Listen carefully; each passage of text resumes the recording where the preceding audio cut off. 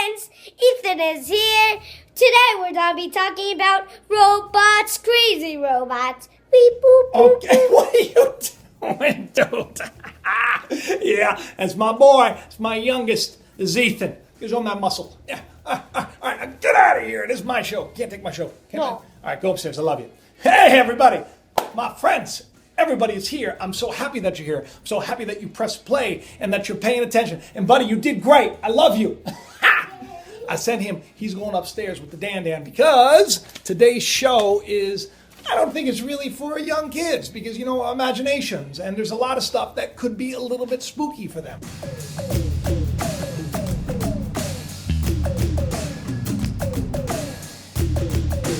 So, you know, if you are under the age of, 12, maybe not the show for you, okay? Just saying. It's otherwise, you're okay as long as you're with a parent. Today's show, we're talking about artificial intelligence. Now, I've been studying this for I've been studying it for a long time, but I've been researching this very show for the last couple of months when a couple of things came out that really were almost a little bit disturbing to me. And I've talked about it in other videos where I kept saying, oh, I'm going to do this show on artificial intelligence because guess what? Now they can read minds.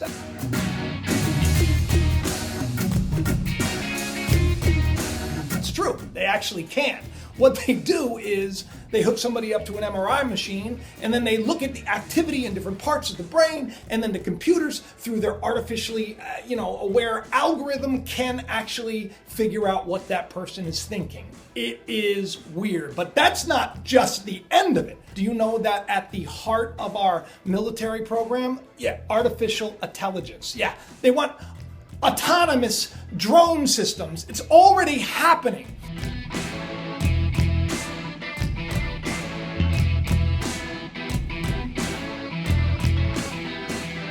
Artificially aware robots that are deciding whether or not there is a threat and then acting upon it to, save lives. Ha! Well, they're also going to be taking all of our jobs.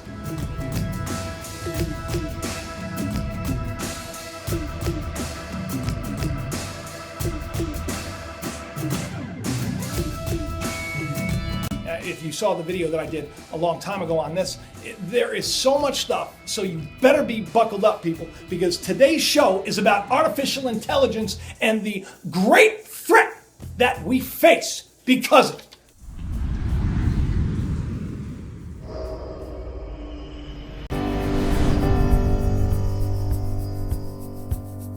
I want to start off with the PayPal gabillionaire, the head guy over at Tesla. The coolest dude going, right? He is a cool gabillionaire with SpaceX and all the stuff that he's doing. But this man has been more vocal about the artificial intelligent threat than pretty much anybody on the planet. And just recently at the National Governors Association, he doubled down on his critical warning and said that AI is a call for very fast preemptive regulation. He says that we need to do something about it now because it's the greatest threat that we've ever faced. On the artificial intelligence front, I have exposure to the very most cutting edge AI, and I think people should be really concerned about it. I keep sounding the alarm bell, but until people see like robots going down the street killing people, they don't know how to react, because it seems so ethereal. AI is a fundamental risk to the existence of human civilization. AI is a fundamental existential risk for human civilization, and I don't think people fully appreciate that. And so there'll certainly be a lot of job disruption, because what's going to happen is robots will be able to do everything better than us. I'm including, all of us, He went on to say that worse than, anything that you can think about, this is the biggest threat that we face. And companies, to stay vital and to compete in today's field, they are like racing towards this. And they have already implemented AI programs in pretty much every area of our life. I mean, we're talking about our military. That's right. Yeah. Artificially intelligence aware autonomous drones. And they're launching this thing, and it's like everybody's excited about putting the Terminator up there in the sky and giving it free rein to decide who is a threat and what action to take.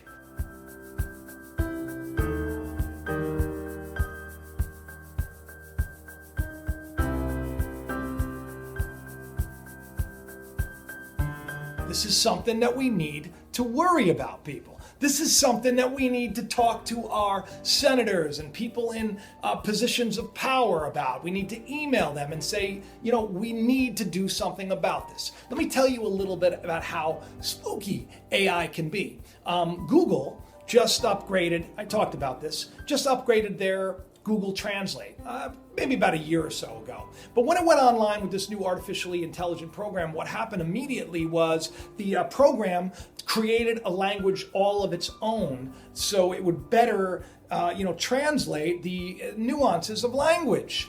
Yeah, that's great. But here's the weird thing: nobody programmed it to do it. It went online with a task, it was programmed to act a certain way, and then it went outside of its programming and said, I'm gonna do this, I don't care, it's a better way of doing things. That's a slippery slope to, there's a better way of finding peace in the world.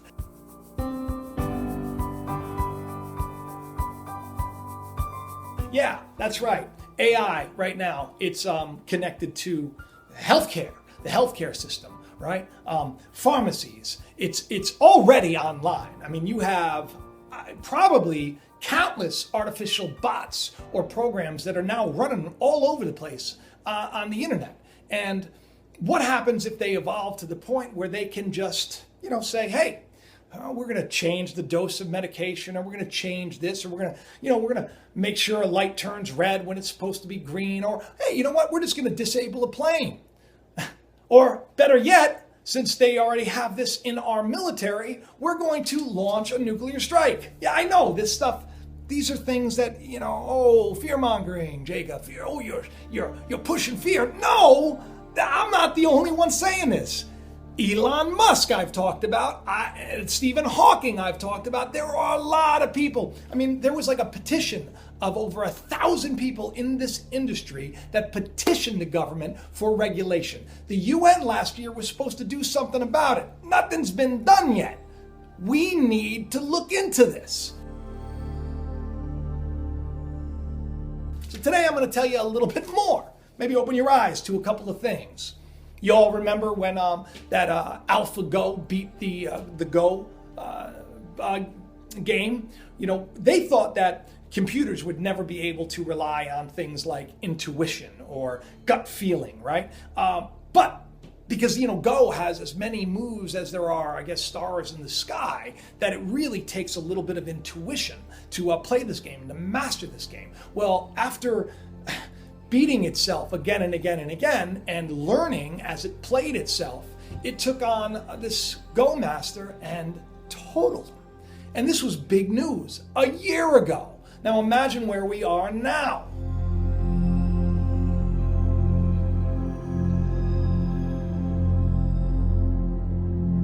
Artificially intelligent machines can do everything better, says all of the people in the field. There's nothing that a robot can't do better, Elon Musk said. This is really like the scariest problem to me, I'll tell you. There's like something like 12% of jobs are transport. Transport will be one of the first things to go fully autonomous. But when I say everything, like the robots will be able to do everything, bar nothing. Now, what about our jobs, right? What about our jobs? What about what you do? What about what I do? You already have supermarkets like Amazon Go, where you just walk in, you grab it, and you leave, right? Everything's done through programming.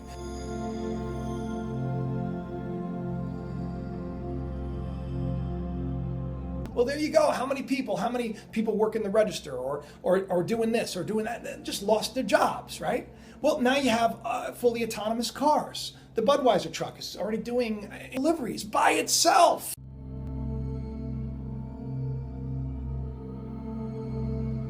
self-aware. These cars are already on the road. Uber is doing this. Lyft is doing this. I mean, soon you won't need to be a taxi driver. You can't be a taxi driver because it makes no sense. Taxi drivers, well, they fall asleep at the wheel sometimes. Some of them have alcohol problems. Some of them don't bathe. But hey, a computer always smells neutral and doesn't fall asleep and is very aware of its surroundings. So there go all of those jobs that have to do with driving. FedEx, UPS, the post office, all of these jobs that have to do with driving or moving one thing to another. A robot can do it better. And that's very evident, which is why people like Mark Zuckerberg and all of the heads of state are getting together and they're talking about, Bill Gates, all these people that really, I think, are just not really the kind of people that we need making the calls for us. I think that we need better, but hey, there's these are the guys that are getting together saying, oh, well, let's create a living wage for them. Yes, all the peasants. We will just give them enough money to survive because robots are going to be able to do our jobs better.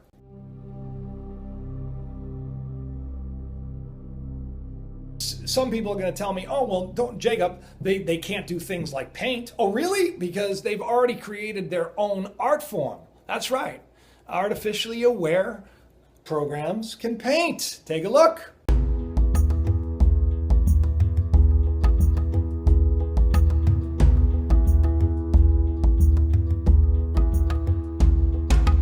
What about photography? Well, maybe in the last week or so, you probably saw some amazing pictures that was done from the Google Earth or Google Street View, where they would take these Street View shots and then this artificially aware program would make decisions and then Photoshop it. And it's breathtaking and it's amazing. And they're saying better than what we can do. Well, really? I mean, remember how robots, took our jobs away making cars? We're not too far away from them taking away our jobs at selling things or our jobs at writing poetry or our jobs, healing people, diagnosing problems, surgery. I mean, really, what can't a robot do better?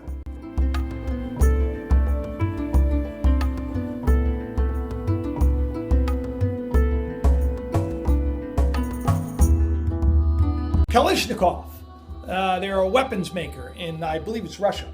They just announced as well, they're launching a line of fully autonomous combat drones. And everybody's excited about it. Yay! Put Arnold up there in the sky. I'll be back. I'm a friend of Saracana's. I see threat on ground. I wipe out now. It's a terrible impersonation.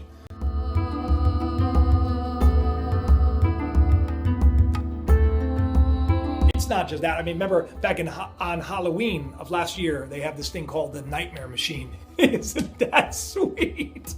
The Nightmare Machine. Yeah, MIT. They thought it would be great to, create an artificially intelligent program to basically study the nuances of horror and what terrifies all of us. And what do? Well, they then decided to create works of horrifying art that would just basically scare us on a spiritual level. And it worked. I can't even show you some of these images.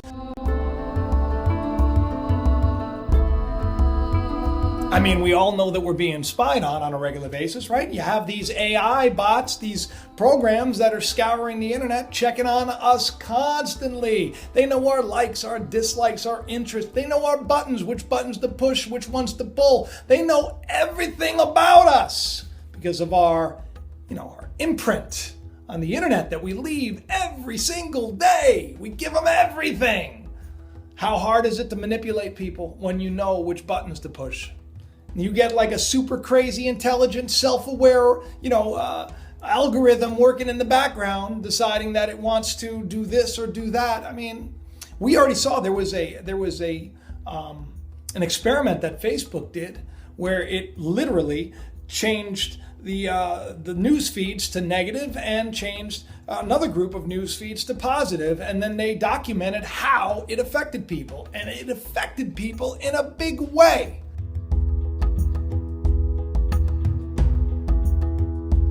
You don't think that these programs are already doing that, getting us to consume foods that we shouldn't consume, buy things that we don't need, keeping us miserable and keeping us focused on something that's not attainable to begin with?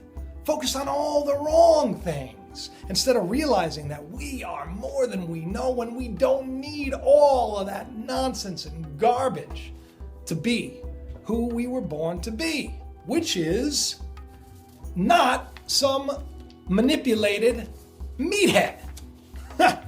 Now, so how do you deal with the artificial intelligent threat? Well, you have Elon Musk and Mark Zuckerberg and others saying that, we need to put implants into people. That's right, transhumanism. We're going to evolve the human being and basically, hook us up so that we can be hooked up to the internet and we can, Facebook is working on right now mind-bending things, because he has some predictions about the future, and he says that, that telepathy is going to be a big thing. We're going to be able to read each other's thoughts because speaking it, it's such a waste of time. We'd be able to dig into each other's psyche and understand everything about them, and computers as well. Typing with our thoughts.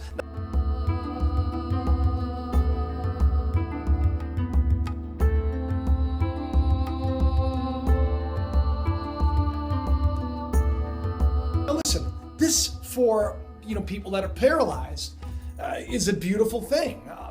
This for people who are in comas and can only think, beautiful thing. But the other side of the coin is spooky as all get out. Because once you can link into people and you can read their thoughts, right? Because we know that right now that AI can read thoughts. It's now a proven thing. That was the one thing that I wanted to really express in this video, was that now that they can read thoughts, well, what's the next step? You open people up to the brain, and next thing you know, if you can pull thoughts out of people, you can plant thoughts into people. And who's to say that you can't, if you get this Elon Musk neural lace, that's the thing that he's trying to do so that we can be upgraded. The Neuralink, it's his venture capital's launched a big thing. It was reported, I guess, a couple of months ago. And, it's about embedding chips right into the humans to seamlessly communicate with computers. Not the best idea, and yet it's going ahead.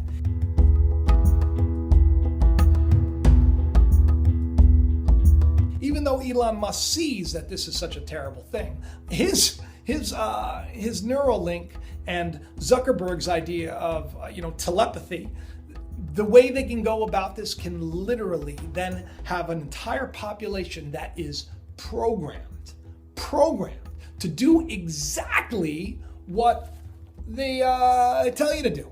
And then you think that it's your thought. How many people are getting thoughts that, where does that come from, right? You're in the middle of doing something, all of a sudden you get this terrible thought that comes out of nowhere. Was that you? Or was that like a program? Something that we've learned and we've been programmed to have this, this running voice in our head, this negative, this little devil on our shoulder saying, when we don't hear from somebody that the world's coming to an end, or, those things that get you worried about this, scared that you're going to lose, family members, scared you're going to lose friends, scared you're going to lose your job, all those thoughts that seem to be implanted in us. Well, who's to say that that can't happen? Who's to say that maybe it's not already happening? Now, I'm not saying that it is, because I don't know that for a fact, but it wouldn't be very difficult to come up with some kind of nanotechnology that when a child is born, there's a bunch of viruses and stuff that can be wiped out by these injections that we give our babies. And I am never going to talk people out of stuff like that, because one of my kids have polio. But what I am saying to you is that in science fiction, it wouldn't be very difficult to just basically, implant people with some little nano bots that get on up and attach themselves to, our neurons, and they start, reading our thoughts and spying on us, and then, implanting our thoughts too. Why not?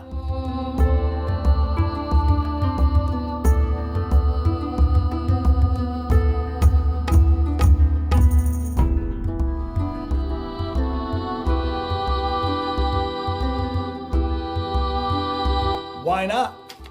Bottom bottom line is, it's possible, and they have talked about it. I'm not saying they're going to do it, and I certainly hope that they don't.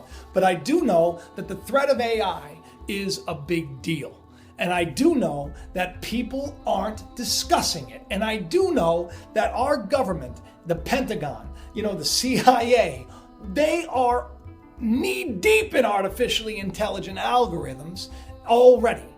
And if you don't think that AI has something to do with this or that, companies are racing and trying to outpace each other all around the world, because whoever gets there first, right, makes everybody else a non-issue. But nobody's thinking of the cost, and no one's thinking of the great threat that this could pose. If human beings who are self-aware still do horrible things to other human beings because they believe that it is in the good of humanity to wage this war or wage that war, that the ends justify the means. Human beings, if we're creating these artificially aware, we're not the most perfect, wonderful species at all, are we? We're the only animal on the planet to a certain extent, because I believe that we are more than just a biological being, but we are really the only one that wages war for no reason at all. Once artificial aware intelligence, once they become aware, it's game over. Everybody understands that. It's too late. We can't be reactive to this. That's what Musk was saying. We have to be proactive. Regulation is an absolute must. People, this isn't just, me being critical of this. This is the people that actually work with it. When you have people that are making billions of dollars on artificial intelligence saying, we need to do something about it, this is terrible, because they probably have a little more understanding of what it means for all of us. And if we're not taking them seriously, and we're not saying, okay, we need to regulate or else, then we may not be around much longer. That is, of course, if it goes in that direction, which I don't know.